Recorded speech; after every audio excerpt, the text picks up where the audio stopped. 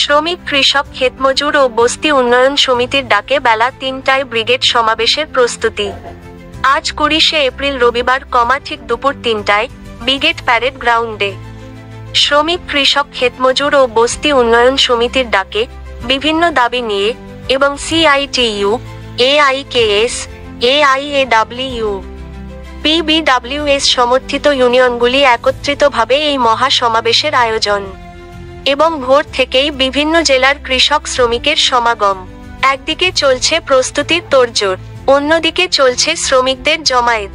আজ ব্রিগেড সমাবেশে ঠিক দুপুর ৩টায় প্রধান বক্তা হিসেবে বক্তব্য রাখবেন কমরেড মোহাম্মদ সেলিম, কমরেড অনাদি সাহু, কমরেড বন্যা টুডু, কমরেড অমল হালদার, কমরেড নিরাপদ সর্দার সহ অন্যান্য কমরেডরা।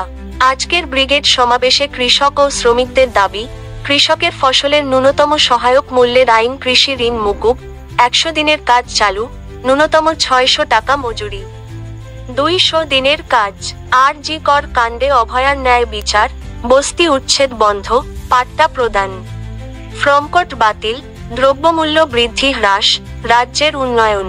তারাও থাকছে অন্যান্য দাবি। ব্রিগেড সমাবেশকে কেন্দ্র করেই দূরদূরান্ত জেলা থেকে কৃষক ও শ্রমিক ভাইয়েরা একে একে ব্রিগেডে উপস্থিত হচ্ছেন শারীরিকভাবে।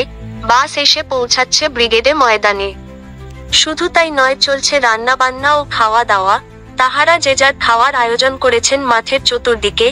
একদিকে চলছে রান্না, অন্যদিকে খাওয়া দাওয়া। দুপুর ৩টে বাজলেই সবাই উপস্থিত হবেন সমাবেশের সামনে। প্রচণ্ড রৌদ্রের মধ্যেই কৃষক শ্রমিক ভাইয়েরা জমায়েত হচ্ছেন। বেলা ১টা বাজার সাথে সাথেই বিভিন্ন রাস্তা দিয়ে মিছিল শুরু হবে ব্রিগেডের উদ্দেশ্যে।